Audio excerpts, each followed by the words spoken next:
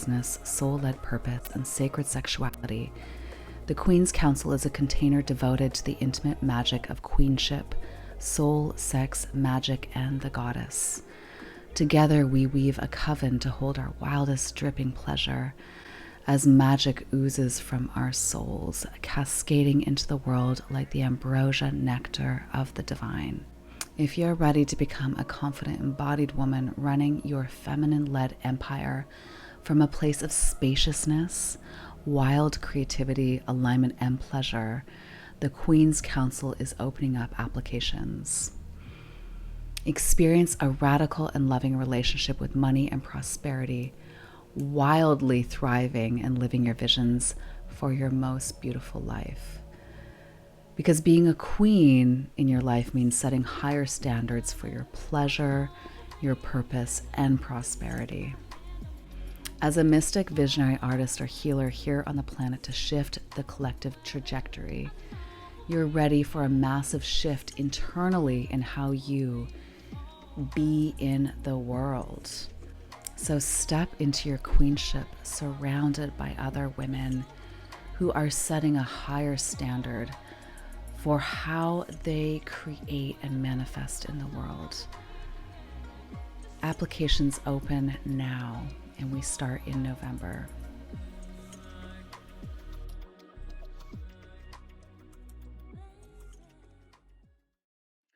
Welcome, everyone, to another episode of Temple Talks, Transmissions from the New Earth. And today I'm here with Maxine Fischer. Maxine Fischer is a somatic sex educator and ontological life coach with a passion for empowering people to feel at home in their bodies. She helps people of all gender identities liberate their sexuality, relational magic, and purposeful expression. Many people come to her to help move sexual blocks and discover that sex is a microcosm for the way that we relate to boundaries, self-love, and authentic expression. She has her roots in a host of modalities from sacred sexuality and personal development work to trauma-informed somatic therapy. Welcome, Maxine. I'm so happy to have you here. Thank you. Oh, it's such a pleasure to be here. So you are such an incredible gift to have on the show today. And I've known you in a multitude of capacities for a number of years now.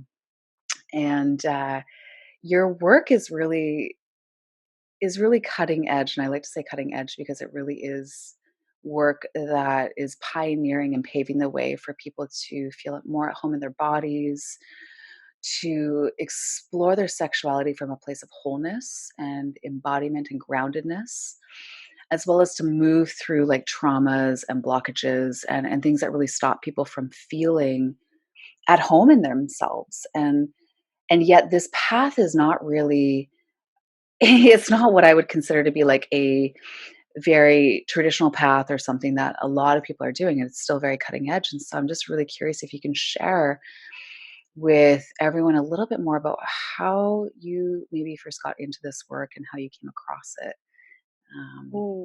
Yeah, absolutely. And thank you for that beautiful intro. Ontological, hold on, let's just say Yeah. ontological life coach. Yeah, perfect. You nailed it. Ontological, it simply refers to the study of being. So really, when we're working with ontology, through that frame with life coaching, we're coming from this place of shifting our being in the way that we approach the things that we're moving into. So it's less about doing and it's more about being. Okay, beautiful. How did I get into this work? Yeah, I came to somatic modalities from a place of being incredibly disembodied, of experiencing a lot of overwhelm in my own nervous system, and spent a lot of years kind of in that state through my late teens and early 20s. And yeah, when I began to wake up my body, it really changed everything.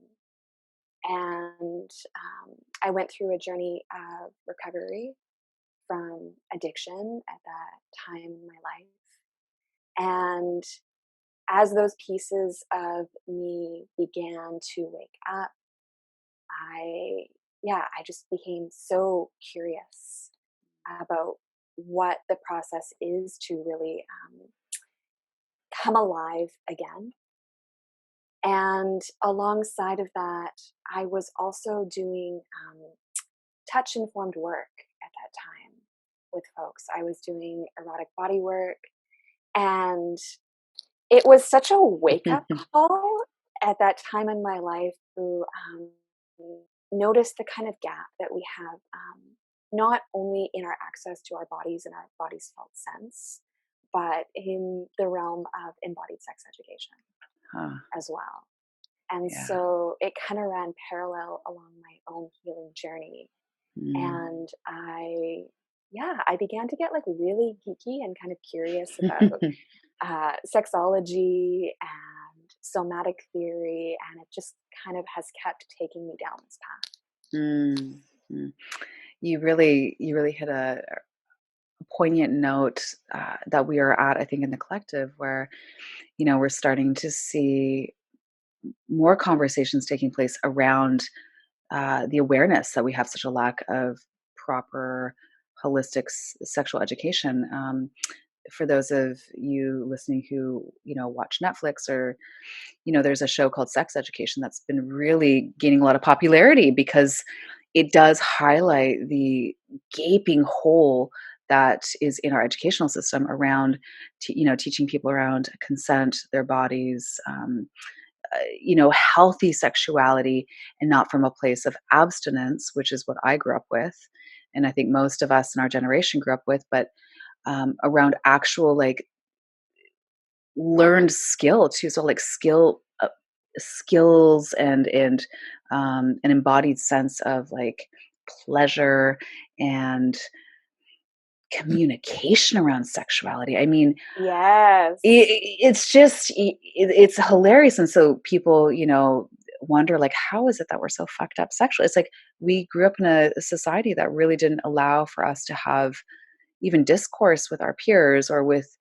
we had teachers. I think most teachers that were teaching sex education in the way that we know it were very awkward, for very it's like they're teaching from a place of shame, so of course we're going to receive it from a place of shame. And I think what that show, Sex Education, really highlighted was like what happens when we do empower young people to learn about sexuality from a pleasure-based approach versus an informed approach, versus like we don't want to let them know how great it can be because we don't want them to run wild. And that's it's really interesting. You look at Europeans, the same thing with alcohol, right? And I think they kids and young adults can have a glass of wine at dinner, so you don't really see maybe the same approach. Whereas in Western culture, right, someone turns 19 and they're binge drinking every weekend. And so have you seen kind of some major progressive movements in terms of like sex education, or are you still seeing like even adults are still just coming to this work pretty fresh and really unleashing their baggage from their system? First off, I'm so happy to see that there's more talk about embodied sex education in the media now. I think, seeing shows like Sex Education on Netflix, Mm-hmm. or Goop did an amazing episode called "The Pleasure Is Ours," where they went into female pleasure and orgasm, and there was just so much goodness there. Yeah, so I think things are really changing, which is promising. I think the conversations that we're beginning to have around things like pleasure and consent and really coming communication and what it really means to come into deep safety, in our erotic connections with other people. I think those are all really shifting. Mm. And I have had an opportunity to work with a range of people of all different ages in my time in this work. Yeah. And there are an incredible amount of gaps. And Yeah. and that that sex educators are working to fill, Yeah. and I Okay. really want to celebrate anyone who comes to this work with curiosity Mm. too. It's okay to name the things that you don't know. Yeah. And it's okay to come with like a learning mind frame. It's such a beautiful thing. Mm. Uh-huh. So this is a question I had for you. And what are the kinds of people that come to you, and what are kind of the things that they're struggling with, or that they're wanting to explore, that they're, that maybe the challenges that they're coming to unpack with you? Like, you said that you work with a diversity of people and Mhm. situations, but what are maybe some of the more common ones that you find that are pretty prevalent or pretty common? Yeah, I mean, I'd say there are some, in terms of embodied sex education, there are some really common questions that come up, and for vulva owners, it's commonly around, I'm feeling like I can't access my pleasure, or I'm not having an orgasm with my partner, I'm not Mm, feeling turned on during sex. I either don't know what I like or I don't know how to communicate what I like. mm, Mm, yeah, and for penis owners, I get a lot of questions about ejaculation control. mhm, And, this is really where that kind of entry point into a lot of the sacred sexuality practices can kind of begin too, is kind of working with that expansion of pleasure for penis owners. And yeah, and for penis owners too, like how to connect with their partners, mm, really, like how to kind of um, cross the gap or the threshold of those different styles of turn on, how mm, to work with, another person's pleasure, how to communicate.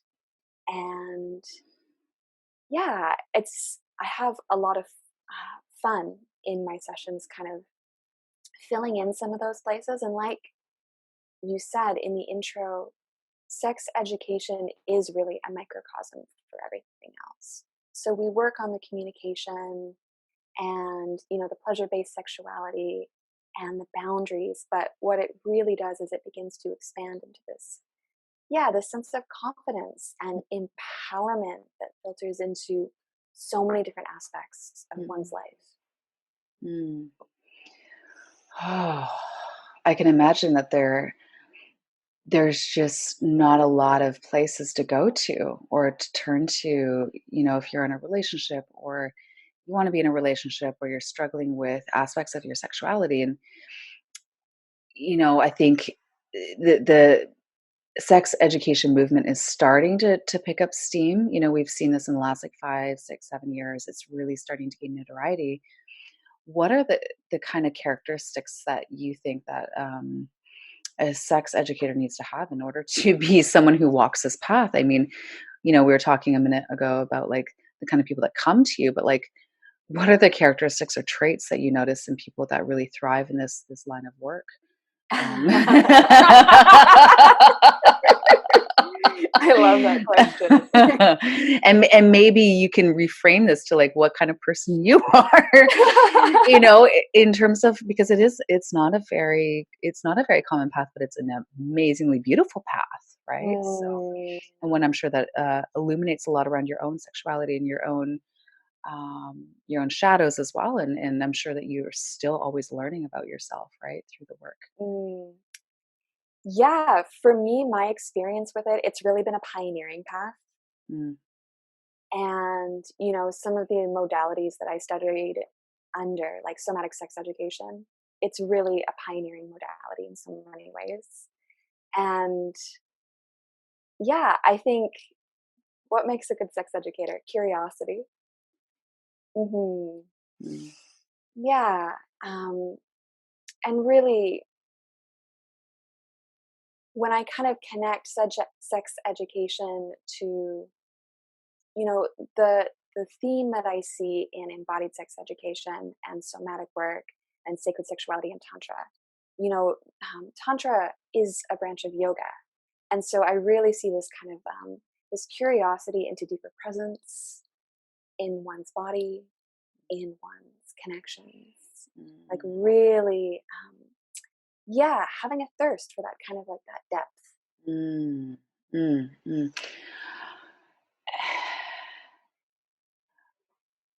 And again, this might be a hard conversation to have, and I think it's one that's worthwhile because, and I want to be able to hold it with you, without like piling on any expectation or shame or anything like that. But what is your understanding about, like, as you're working with people that come to you, and we've already kind of acknowledged that there's quite a gap in sexual education, but what are some of the things that you've noticed with people who are watching a lot of porn to, try to gain some skills, but maybe they are finding that the things that they're learning from porn are maybe not quite doing it, or, maybe you can just speak to that for a moment, because I think that this is something that a lot of people want to sweep under the rug, or, um, they don't want to have the conversation with their lovers, or they don't want to have the conversation in general because they don't want to bring up, shame and make people feel bad, right? Because again, too, we want to try to bring curiosity to any topics around sexuality. But what have you Mhm. noticed in your work and with like daily porn use, or and how that maybe impedes, or what are the things that you work with people around that? Mm. The first thing that comes to mind is there's this really beautiful quote that talks about how shame is like an electric fence. When we come up against a place in our lives that feels like shame, we kind of get the shock and then we just want to avoid whatever it Mm, is. mm, So, I think a really beautiful part of this work is just normalizing things mm, for mm, people and helping to kind of begin to break up some of that mm, experience of shame. mm. And, watching pornography is super common. And, it's the way that a lot of people might first experience like um their sexuality, like first we kind Mm, of experience with our own bodies, with our own self pleasure, and then getting curious about, other people and maybe doing that through pornography. What can happen is that a lot of mainstream pornography gives really false ideas around what sex looks like or mm, what might feel good for people. And the habitual use of pornography too can cause desensitization. mm, And yeah, coming back to some of the images that it shows people, like for example, men might grow up thinking that uh, you know, all penises are huge, for example, or all vulva owners might think that, there's only one way that their anatomy should look. mm, And, mhm, you know, ideas like that can be really mm. damaging. Yeah. And yeah, and there can be a lot of false conceptions around what women really like Mm, too. And so, or what men really like. mm, And so, what we end up working with as sex educators in the aftermath is helping people to come back into sensitization with their mm, bodies and to dispel some of the myths about what actually feels pleasurable. mm.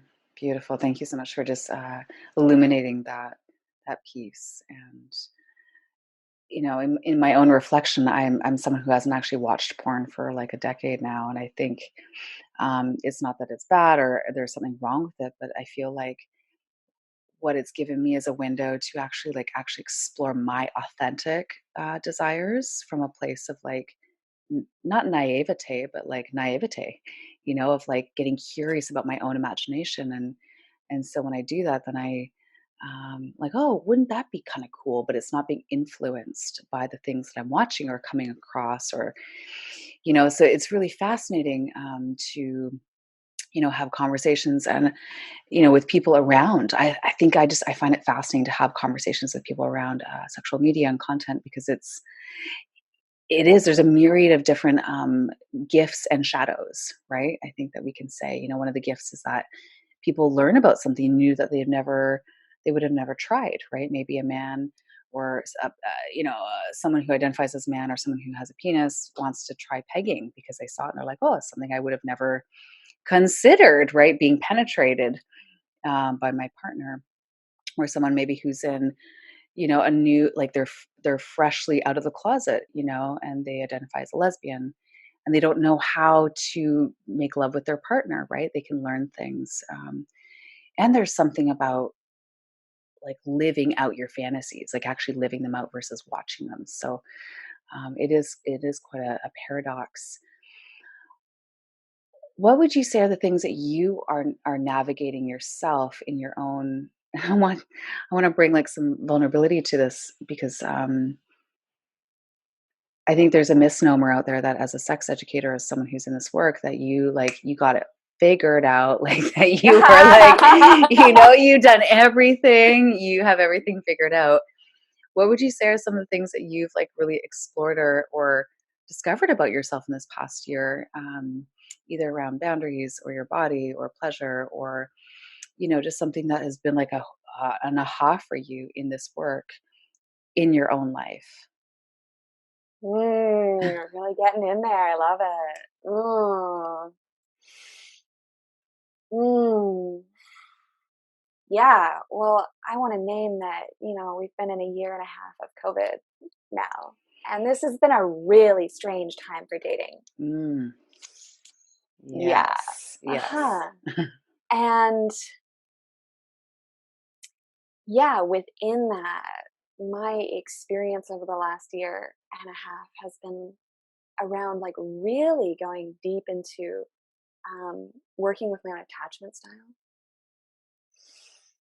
and really getting curious about the way that I relate in my body, in the depth of my connections, in my Mm, sexuality to both myself and to other people. So I'd say the last year and a half, there's been a lot of slowness.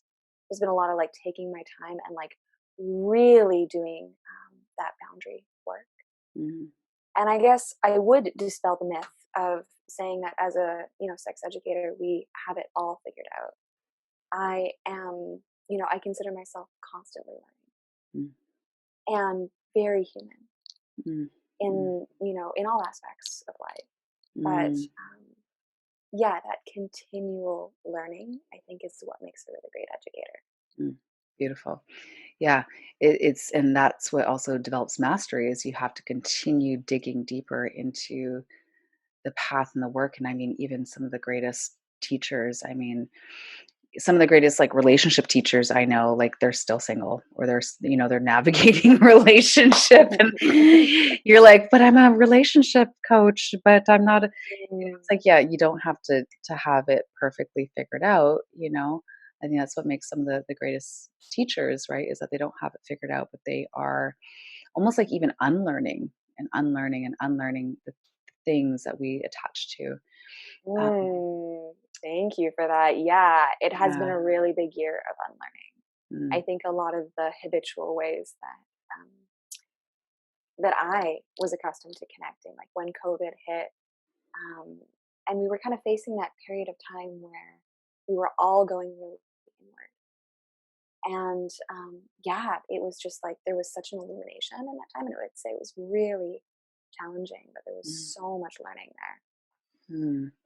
Well, I guess like on that note, Maxine, could you speak a little bit to boundary work and polarity and just maybe how that relates to your origin story in this work, like, and navigating boundaries, right? Because I think too, we're in this time of, I would say mass division and a lot of that's actually around boundary work. And maybe that's what we're learning as a collective right now is how to be more articulate with boundaries. But what has been your experience with boundaries and polarity?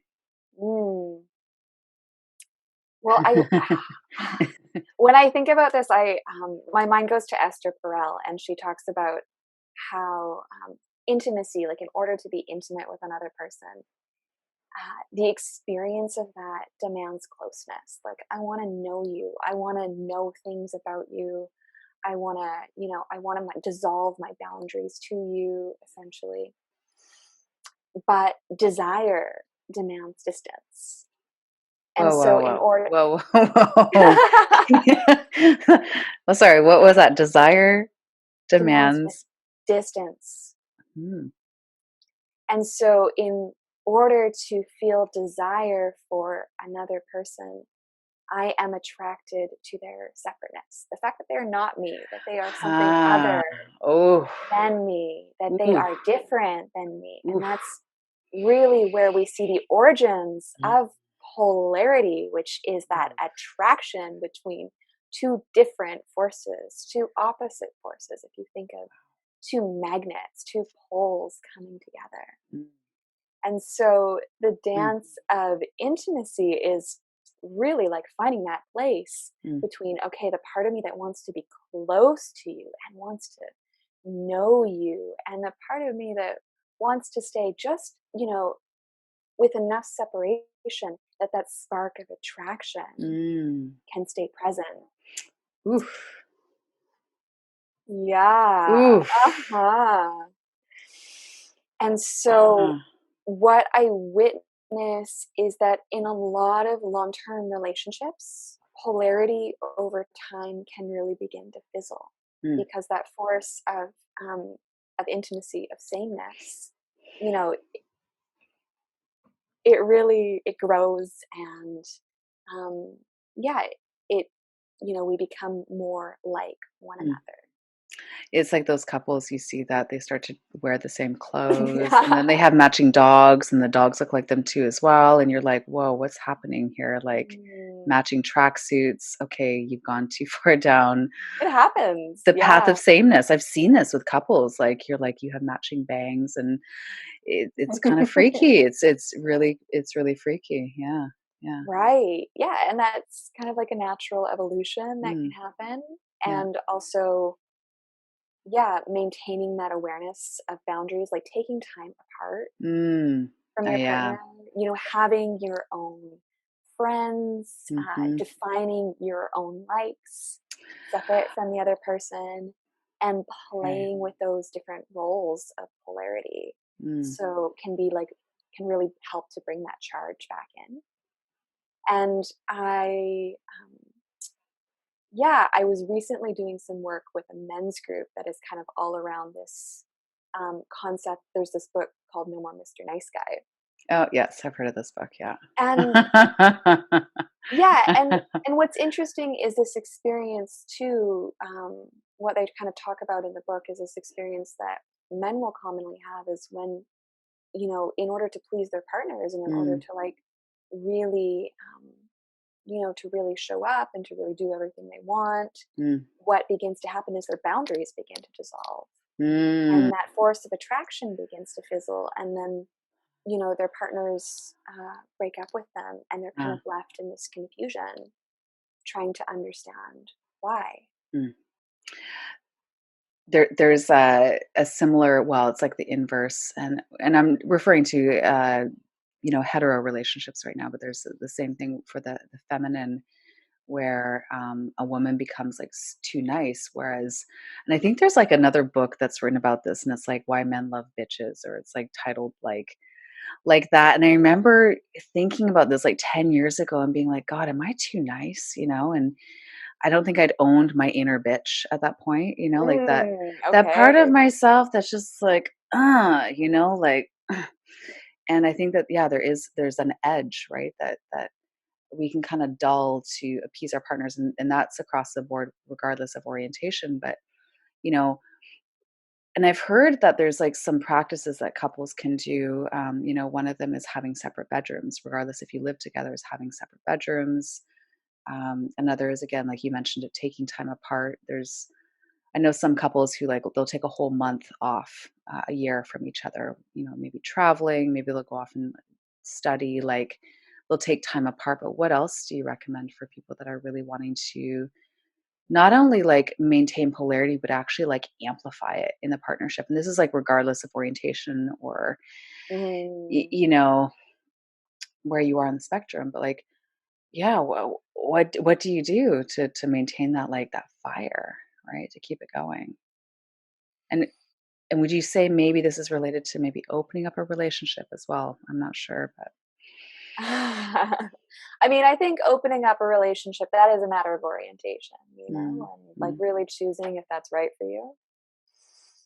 Yeah, what comes to mind is, regardless of orientation, people can play with those different poles. Mm, So practicing and playing with allowing one person to lead and another to follow. So mm, really, like, like letting one person kind of be boss and another person like really melting into the space of their own mm. surrender. And yeah, and BDSM play can be a really great place to play with that. If we're BDSM play. Fuck yeah, yeah. if we're Fuck if yeah. we're if we're Yeah. talking about creating Uh-huh. an extreme experience of polarity, where like one Mm. person is really in this role of power, leadership, and this other person is in this experience of surrender. BDSM is a great tool.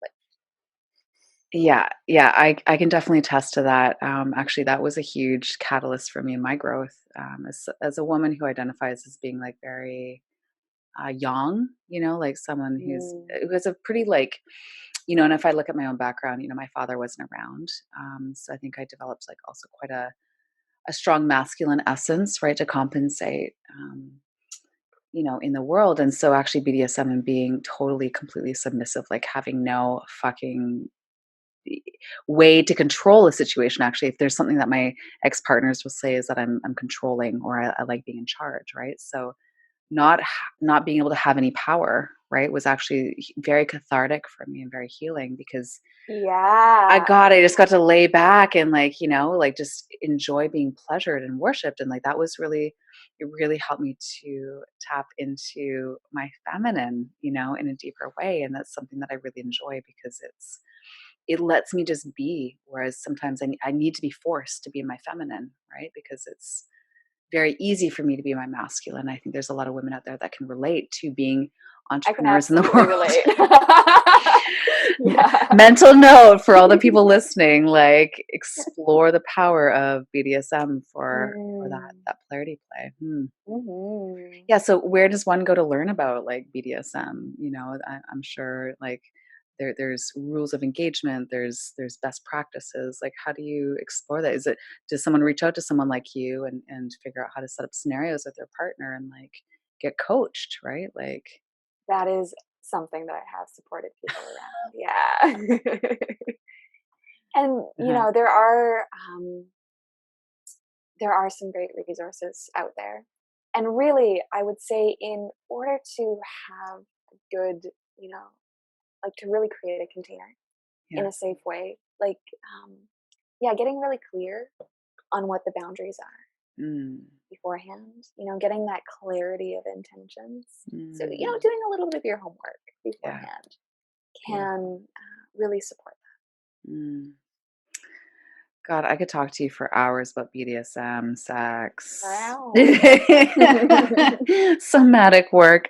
This has been so illuminating, Maxine. Mm, I'm so grateful for you to share a little bit more about the path that you've taken, and the work that you're doing in the world. It's so needed right now, and it's only going to grow. I see this movement growing vastly. For people out there that are listening that are like, yes, I'm ready to deepen, uh, the sexual experiences with my partner and that level of intimacy. Where can people find out more about you and your work and reach out to you? How would they do that? sure. Yeah. So people can find me. I have a website, bodybeloved.ca. And I also have an Instagram account that I've been fairly active with. Um, and like really aiming to create content for people so that there's this access to some of those topics that we're talking about Mm, around embodied sex education. So my handle there is at bodybeloved. beautiful. Well, thank you again so much for being with us here today. And yeah, check out her link and check out the show notes for more resources from Maxine. And thanks again, Maxine, for being with us here on Temple Talks Transmissions from the New Earth, here with Maxine Fischer, a somatic sex educator, transforming the world through somatic pleasure, embodiment, and inner freedom. Thanks, Maxine. Thank you so much for having me.